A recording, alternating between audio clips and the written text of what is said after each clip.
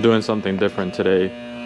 This is one of my personal Sprinter vans that I used in my other business before. I had a few of them. This is the only one I have left, and it needs a little bit of maintenance at the moment because I will be taking this on a road trip next week, pulling a trailer. I'm going to a SnoDrift event up there in Atlanta, Michigan. So I want to change a couple filters here and there, and I'm going to check the brakes and stuff like that since I will be towing with it. This thing up here is making crazy noise, so it's going to get annoying. This thing here is a 2014 Mercedes Sprinter. It's been through a lot. It looks a little rough. I bought it new in 2014. Right now it has 500,000 miles on it. Still has original engine and transmission and still runs great because I kept up with the maintenance on these myself, and it is DEF deleted ever since the warranty got out on this vehicle here and the rest of my fleet. I deleted the DEF right away. I didn't want to deal with that. The vans kept going into limp mode and it was just a money pit, so I went ahead and deleted it. The only thing that bugs me on these is, like, you know, little cosmetic things here and there, and it's got like windshield cracks, which you replace the windshield a couple weeks later, they get cracked anyways. So the goal for right now is to change the air filter, the cab air filter, fuel filter, because I don't remember when I last changed that. I usually keep track of it, but I didn't on this one for some reason. Not sure when the last time it was changed, and I already had it. It comes with the sensor and everything built in. Very cool. And then I have the rear pads that I bought for another van that I didn't use, and my brake pad sensor light is on right now. I'm not sure if it's the front or rear on this one, but I'm gonna replace the rear since I already have them. The front looks still okay, but I'm not sure. Also, I'm gonna clean up this battery terminals. This one actually has like the lane assist, the driver assist package, so it has an extra battery under the hood. So these things, when they're fully loaded like this one is, they come with two batteries, same size battery. One's under the hood and one's in the floorboard on the driver's side. So it's kind of hard to get to, but it's under there. And this is the longest van they make as far as the Sprinter goes. And when I was in the expediting business, what I would do is I could fit 4 standard pallets in here and still have a little bit of room in the front. So it's rough because it's got, you know, 500,000 miles on it, and but it's a nice work van. And it's been, I don't have a pickup truck as at the moment. I sold my Raptor recently, so I put a hitch on this unit, and I've been towing trailers and cars and boats with this, and it's been good. And I took a rattle can at one point and just touched the rust spots up so they don't spread, so it looks kind of ugly, but you know, it does its job. It's got great tires. I just put those on recently, but within the next few months I'm probably gonna sell this one as well and get myself some kind of pickup truck. But let's get some work done.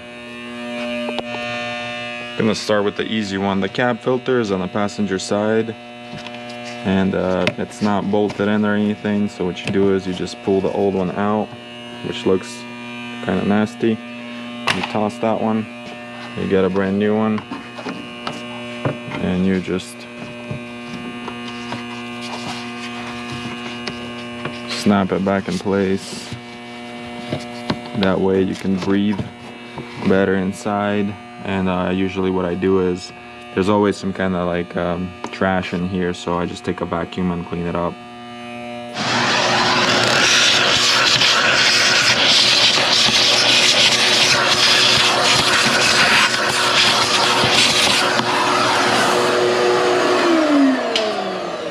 One thing to keep in mind, and there's a drain on the bottom of this air filter housing for the cabin filter. There's a sticker here that says don't pour water in it, but sometimes this drain down here gets clogged up with trash, and rainwater collects in there, and I've seen that like up to here, and then it smells like a swamp. And when you turn your blower inside for heat or AC, it smells like a swamp inside, and it smells like dirty socks. So make sure that drain down here is always clear, so if water does get in, it gets right back out. Next, I'm gonna go ahead and replace the air filter because I have to remove this whole air box unit to get behind it and get to the fuel filter down here. So there's a few connectors here. You just press and pull, and then press the 2 tabs there and pull. Put the wire aside. This is to jump your battery, because some of them don't have a battery here. They only have the one in the floorboard, so this would be your positive. You just push it in. You can put your jumper cable there, and then the negative terminal is here. That's how you can jump these if you don't want to get to the battery. And this thing right here is, there's just a clip under it. You push it in, you slide it up, you put it aside. This thing here, you pull it up, take it out, you put it aside. And so there's a clamp here. You could use a screwdriver, or I think a 8mm. I had a screwdriver close to me, so I just used a screwdriver. You loosen that up, you pull it out. And now this whole box can come out. It's just held, it's not bolted on or anything. It's just held here in these bushings. So you can pry it with a screwdriver, or even do it by hand, and it just slides right out. Once you get it out of the van, there's 1, 2, 3, 4, 5, 6, 7 screws. You take this top off and you can replace your air filter.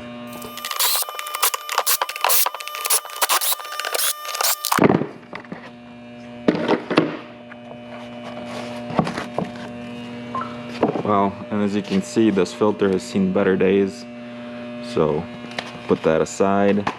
And also, I usually clean this part out, wipe it down with some wet napkins or something just to make sure it's clean before I put the new filter in.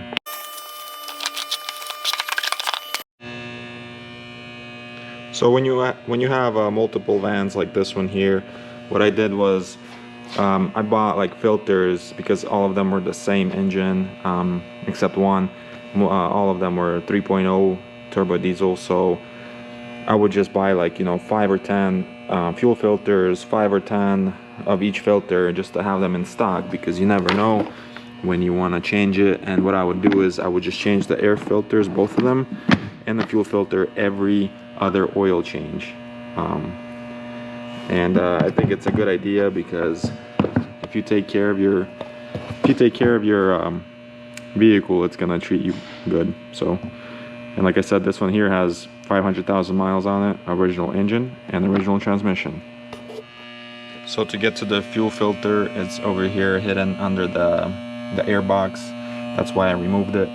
What you want to do is, there's a clamp right here.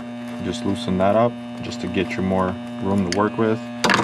You loosen it up, you pull it back, and sort of tuck it aside so it's not in your way. And also, this is a glow plug module, and it's held by a bracket, which is held by 2 bolts.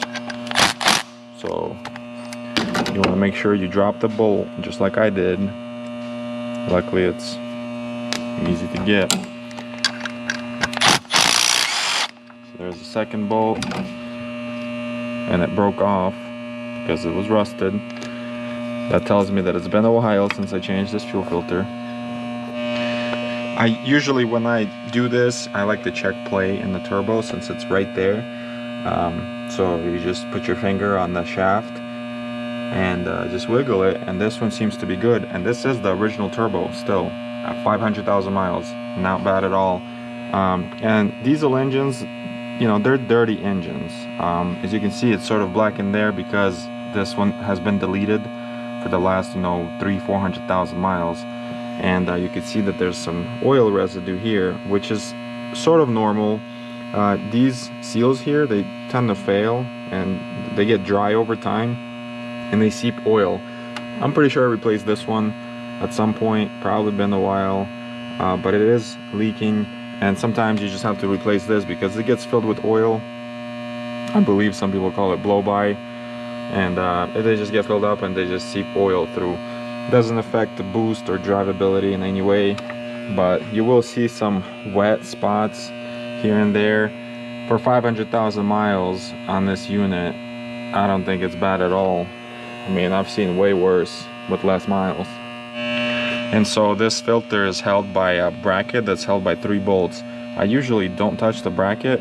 What I do is, it's a ring and it's held by a Allen wrench bolt right there. It's like a clamp. So as long as you can loosen that one bolt on the C-clamp, I guess I could call it C-clamp, it'll release the filter, and then you could slide it up and then unplug it and unhook the hoses and everything.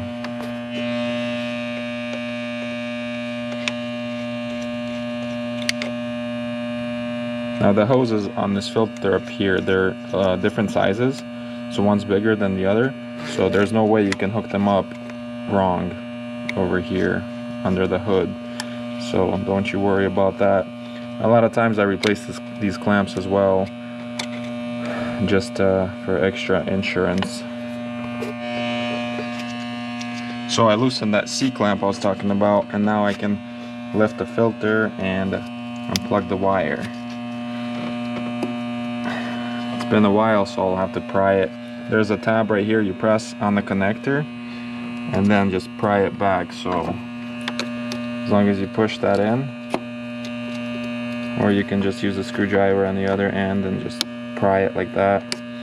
Just be careful, because don't do what I just did and break the connector. This is much easier with 2 hands. So yeah, it's not coming off. I'm gonna put the camera down. So here's a new and old filter side by side. As you can tell, this one looks pretty old. I guess it's been a while since I replaced it, but I get all my parts for my sprinters on this website called Europarts-SD, I think.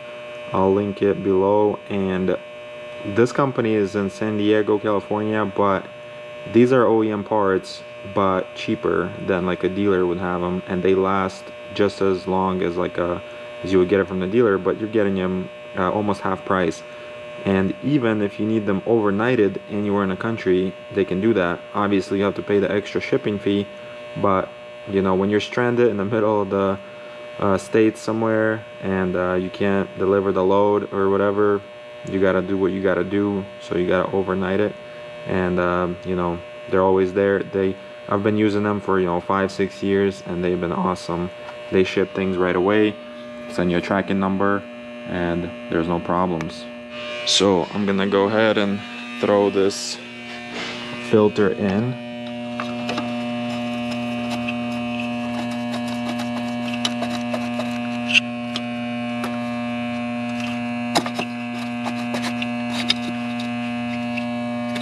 And all you gotta do is reconnect everything, tie in the clamps. I put new clamps on both hoses, and you're all set.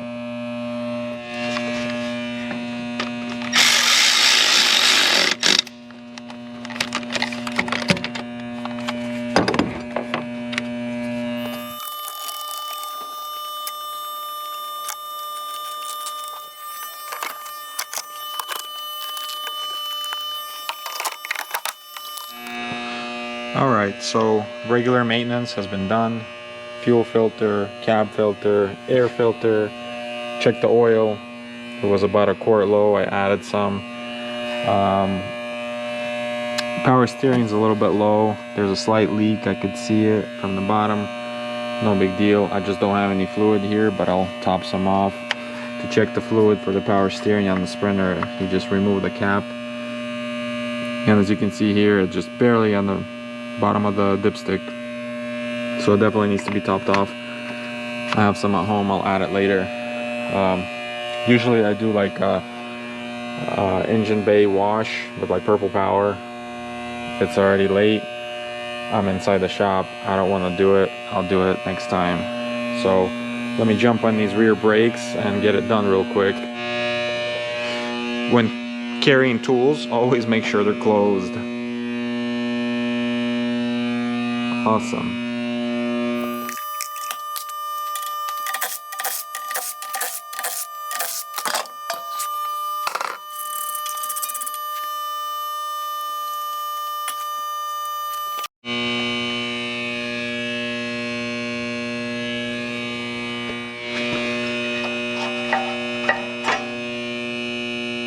Yeah, these pads are almost new, but I'm already in here, might as well replace them. It'd be nice to change these rotors, but I think it'll be fine. So I have decided to put the old pads on because I want to go ahead and replace the rotors. It's late, I can't get any today, but I can pick some up at O'Reilly's tomorrow and just do it right. These rotors are probably still usable, but I'd rather just replace them and be done with it. I don't want to put new pads on old rotors, it just doesn't make sense. So they're probably like 30-40 bucks a piece. Might as well do it right. I'll pick them up and finish this off tomorrow.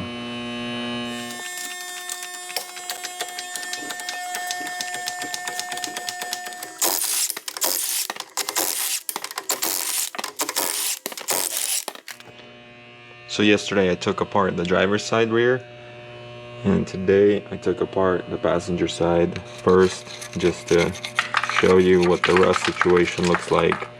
It's literally just falling apart. That's why I decided to get new rotors and just do it right, so I don't have to do this again for the next, while.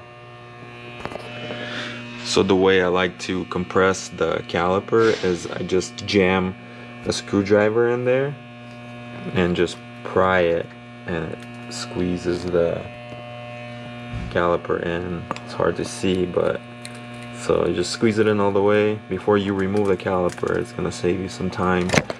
Otherwise you gotta use a tool or a C-clamp or something, but this is the quickest way for me.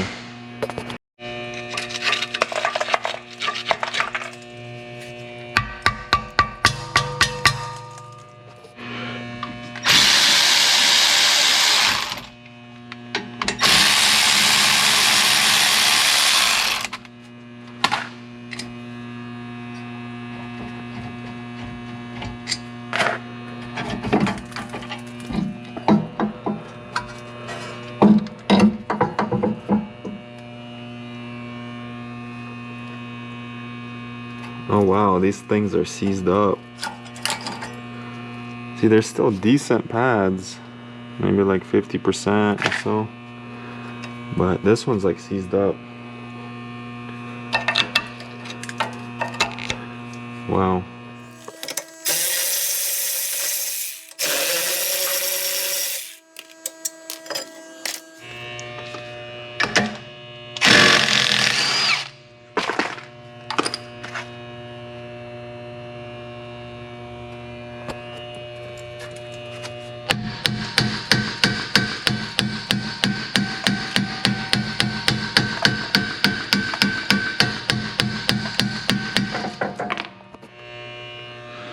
I was gonna time the next side, like the driver's side rear, and I don't think it's worth timing it because I can't even get this one off.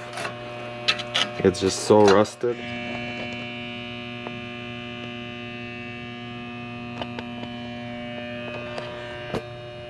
I beat that thing up like crazy with the hammer, but here we are.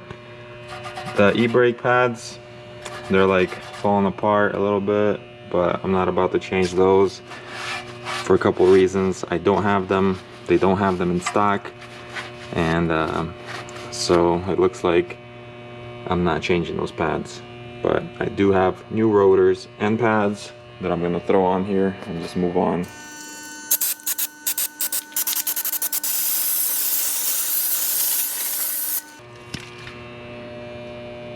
Forgot to buy brake cleaner, we don't have any here.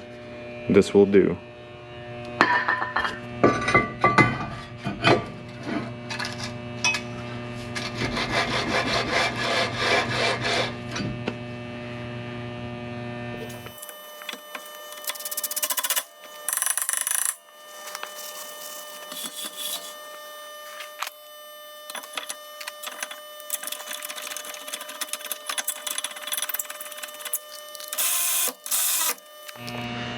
The main thing to check is to make sure these studs here that hold the caliper, they move freely. If they're seized up, try to remove it, clean it up, and grease it up. If you can't do that, then you gotta replace the bracket. Mine are fine. I greased them up again, so they should be good.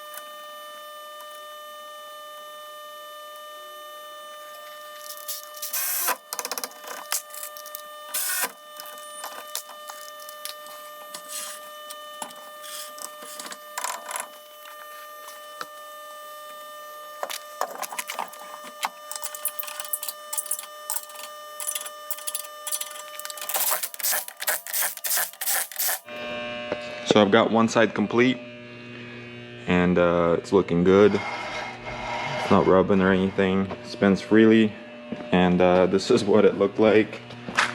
This is insane. Look at all this rust. It's just completely falling apart. This, I'm pretty sure this is original rotor.